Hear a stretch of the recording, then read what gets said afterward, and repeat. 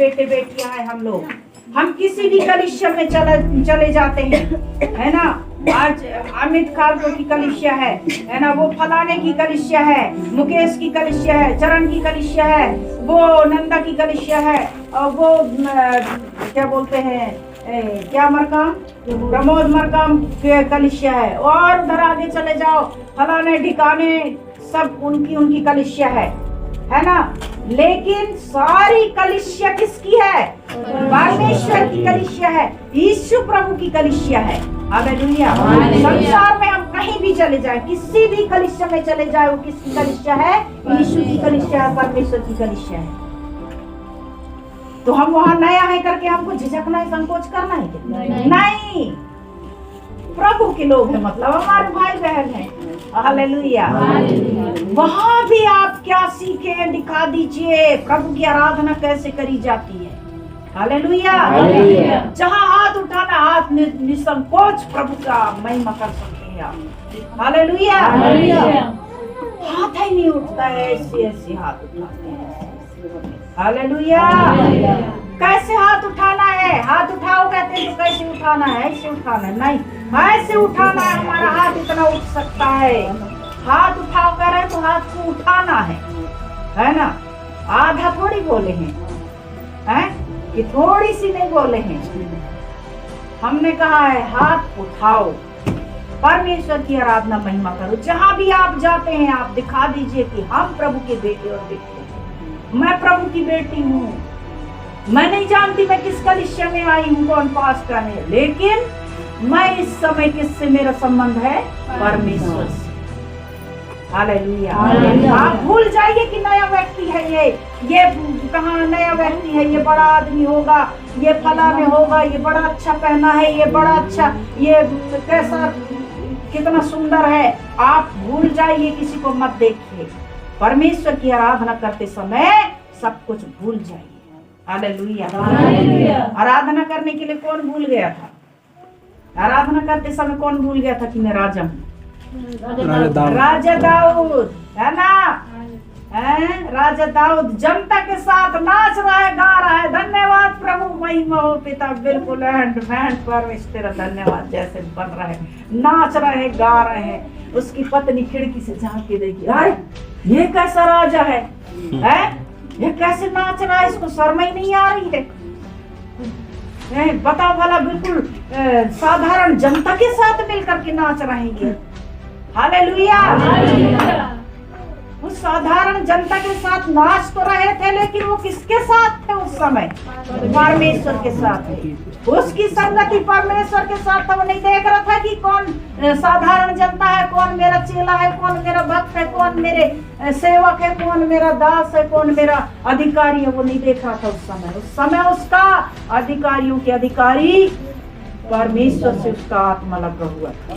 Hallelujah. ऐसे हम आराधना करने वाले हो तब हमको प्रतिफल मिलेगा, ऐसे हमें प्रतिफल मिलेगा। थोड़ा थोड़ा आराधना करने में आप लोगों को बार बार बताती हूँ आराधना कैसे करना है। तन मन धन से, दिल से, आत्मा से।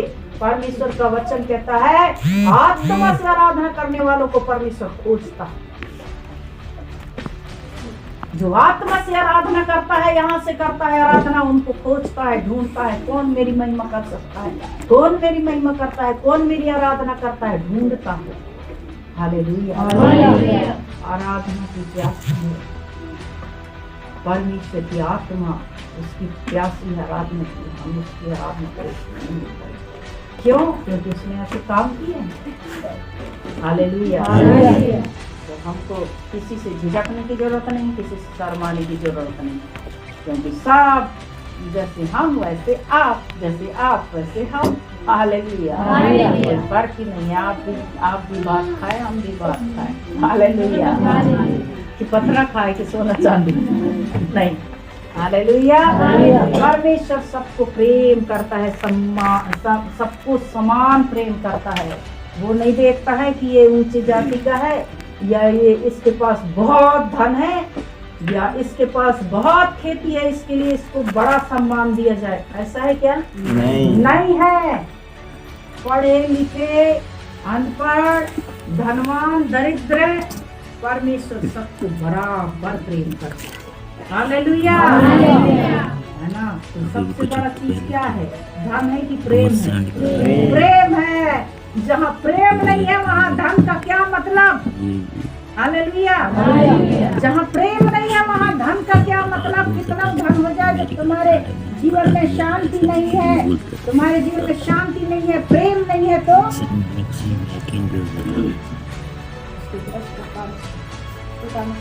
अरे ऐसे कर,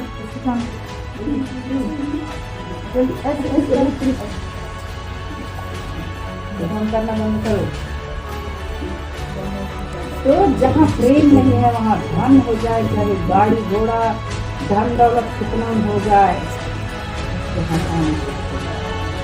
हालेलुया। क्यों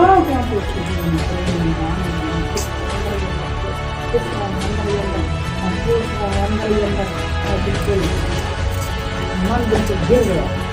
हालेलुया। मन गिर गया है तो उसको कैसे हटाओगे? मन गिर गया है तो उसका हालेलुया। मन का क्या प्रेम है?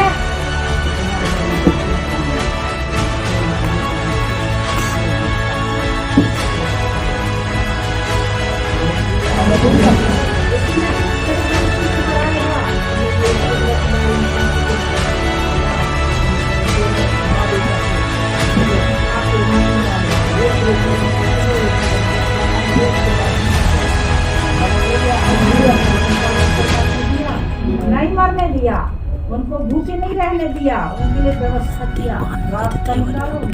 हालेलुया। अगर हमारी भरोसा विश्वास अगर यीशु पर है तो वो रास्ता जरूर निकालेगा। हालेलुया। हालेलुया। हम जो है वचन में जाएंगे और हम निकाल लेंगे लूका रचित सुसमाचार, ये दोनों घूमने के दूसरी बार तो उसका 5वां अध्याय, लूका रचित सुसमाचार उसका 5वां अध्याय,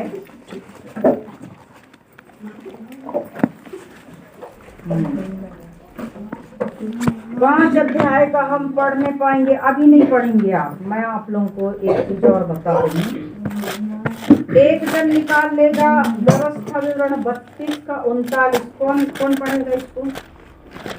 32 39 कौन पढ़ेगा व्यवस्था विवरण? पहले बताओ, एक एक जन, सबको मैं अलग अलग दूंगी, तो सब लोग ना निकालें, बाद में निकाल सकते हैं। व्यवस्था विवरण 32 39 कौन पढ़ेगा?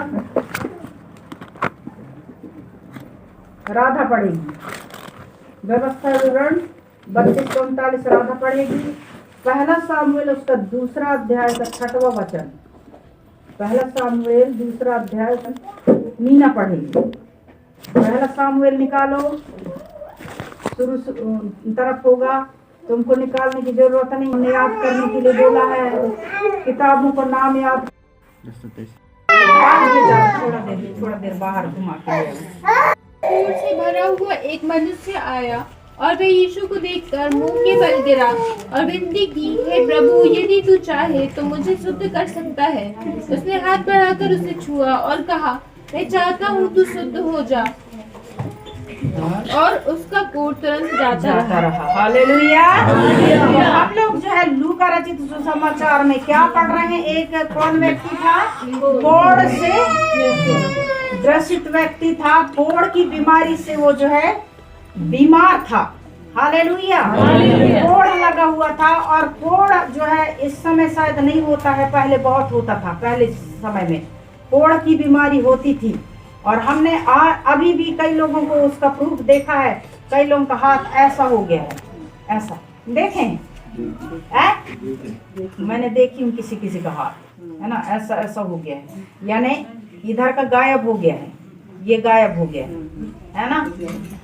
तो पहले जो है कोढ़ की बीमारी होती थी, और कोढ़ की बीमारी कैसी होती थी? गल गल के जो है उसका मांस, उसका हड्डी सब खराब होता था। हालेलुया। और जो है वो बीमारी बहुत ही बेकार बीमारी होती थी। हालेलुया। अब बताइए, पहले जो है कोढ़ के बीमार जो रहता था उसको बस्ती में नहीं रहने देते थे, घर के भी उसको घर से निकाल देते थे। हालेलुया। तो कोढ़ियों की जो है, हम जब बाइबल में पढ़ते हैं तो और भी जगह में हम जब पढ़ेंगे तो पाते हैं कि कोढ़ियों की बस्ती अलग होती थी। हालेलुया। जितने कोढ़ की बीमारी से अगर हो गए तो उनको जो है रगड़ देते थे, गांव से निकलो। इसलिए क्योंकि अगर किसी ने छू लिया है, किसी भी उसके संपर्क में आए तो उसको भी रोग बीमारी हो जाएगी, वो उसका भी हाथ पैर गलने लगेगा। हालेलुया। तो इतना जो है छूत की बीमारी थी, वो कोढ़ की बीमारी बहुत ही छूत की बीमारी थी। तो एक व्यक्ति जो है यहाँ पर कोढ़ से भरा हुआ व्यक्ति यहाँ कह रहा है कि जब वह किसी नगर में था तो वहां कोढ़ से भरा हुआ एक मनुष्य आया और वह यीशु को देखकर मुंह के बल गिरा और विनती की। जब मेरे प्रिय भाई और बहन, जब वो कोढ़ से भरा हुआ व्यक्ति उसके कान में गया कि वो फलाने गांव में यीशु आया है ना, है ना। अभी जैसे वो महाराजा ऐसे, फलाने डकान महाराजा ऐसे, है ना, वो बताते हैं ना। उस समय बोले होंगे यीशु महाराज वो गाँव में आएंगे, वो फलाने घर में रुके। हालेलुया। तो लोग जो है क्या करते थे, जब पता पाते थे, कान में सुनते थे कि फलाने जगह जो है यीशु प्रभु आया है, और लोग जो है अपने काम धंधा को छोड़ के घर में ताला डाल के और बिल्कुल दौड़ जाते थे। क्यों दौड़ जाते थे?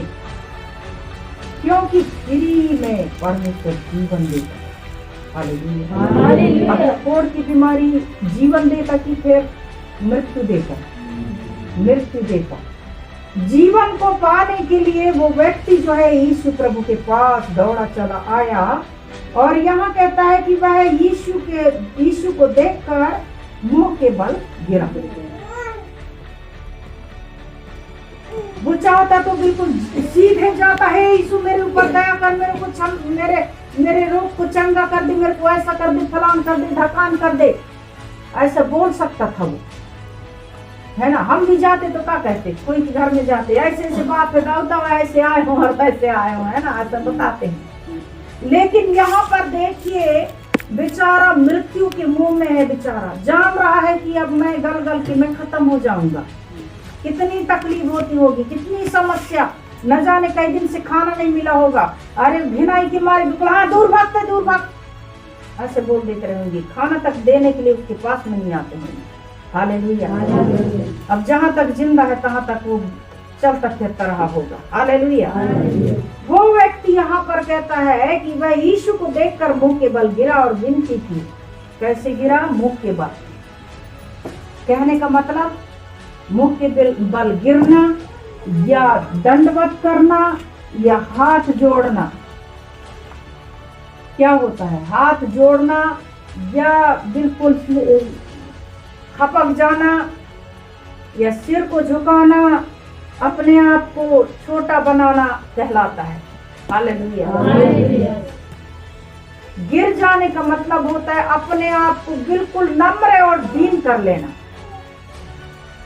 अपने आप में पश्चाताप भर लेना कि प्रभु मैं कोई जमाना में पाप किया होऊंगा, मैं लड़ाई किया होऊंगा, मैं आत्मा को दुखाया होऊंगा, हे मेरे परमेश्वर मेरे पाप को क्षमा कर दे पिता और मुझको चंगा कर। हालेलुया। नम्र होना, दीन होने का मतलब यही है कि अपने पापों को कबूल कर लेना, अपने पापों को मान लेना। हालेलुया। और यहाँ पर जो है वो व्यक्ति अपने पापों को मान लिया, बिल्कुल मुंह के बल गिर गया कि प्रभु मैं पापी हूँ, मेरे को बचा ले, मेरी ऊपर दया कर। हालेलुया। और यहाँ आगे आप सुनिए क्या कहता है, उसने मुंह के बल गिरा और विनती की, मतलब उससे प्रार्थना किया, है ना। प्रार्थना कैसे करते हैं हम लोग? प्रभु ऐसे कर दे, फलान ढकान कर दे, प्रभु हुआ ऐसे है तो हुआ ऐसे कर दे, ऐसे प्रार्थना करना है क्या हमने? कैसे प्रार्थना करते हैं? नम्र और दीन होकर के प्रार्थना करी हुई प्रार्थना सुनी जाती है। हालेलुया। परमेश्वर का वचन कहता है कि टूटा हुआ मन परमेश्वर के योग्य बलिदान है। जो टूट जाता है, जो अंदर से टूट गया है, जो रो रहा है, जो तकलीफ में है, अपने आप को इतना नम्र और दीन बना लेता है, ऐसे लोगों का परमेश्वर जो है प्रार्थना को स्वीकार करता है।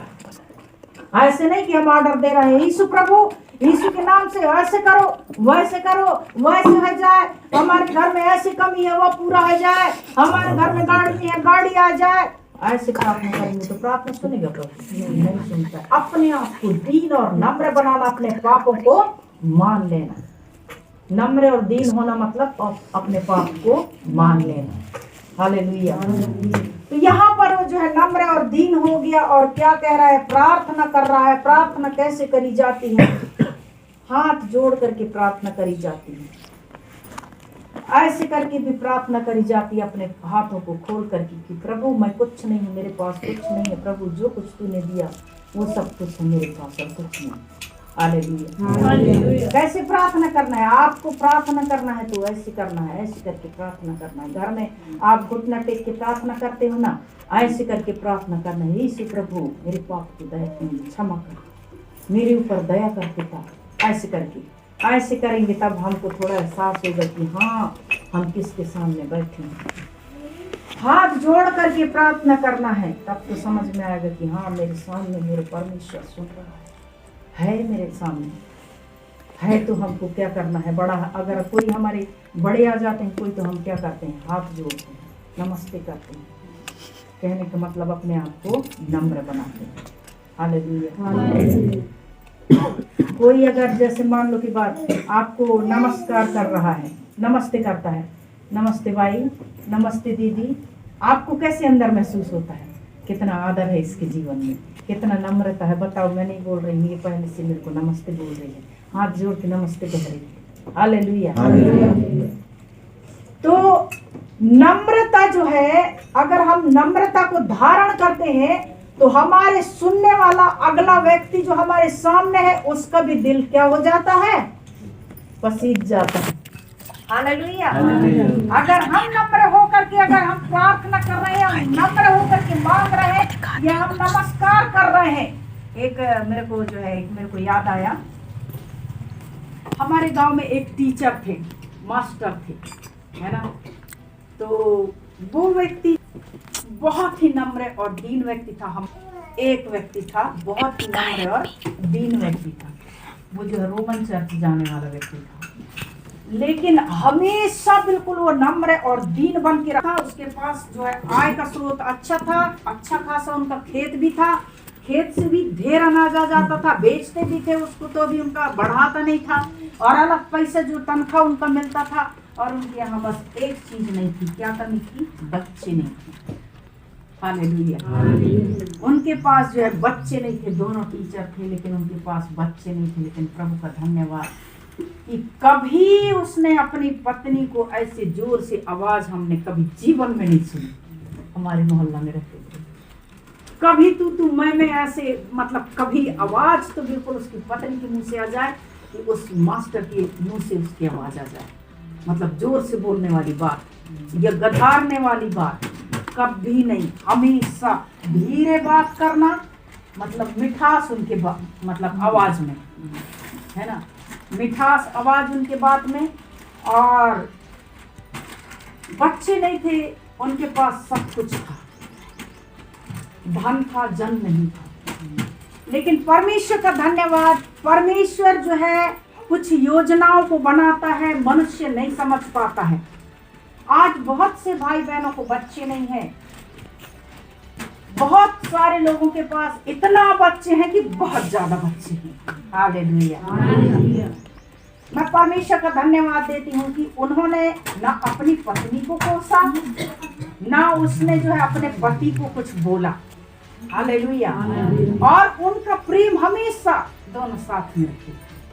हालेलुया। नहीं तो यहाँ कहाँ तो कहाँ लड़का बच्चा नहीं आया, ये लोग चाटने का लाने रखने का, दूसरे पत्नी लाओ, ऐसे हम पहले सुने हैं, है ना। दूसरे ले आ, ढेर है, ये लोग चाटने का, इधर कहाँ लड़का बच्चा नहीं आए, दूसरे ले आओ, ऐसे करके हम कान से सुने। कितना उसके दिल में तकलीफ होता होगा जब दूसरे ले आए, जिसका लड़का बच्चा नहीं है, भगाओ नहीं देखा ऐसे सुने।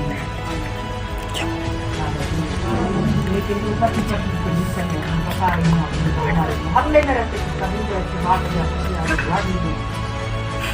आज लड़ लिए हैं या फिर बच्चों के लिए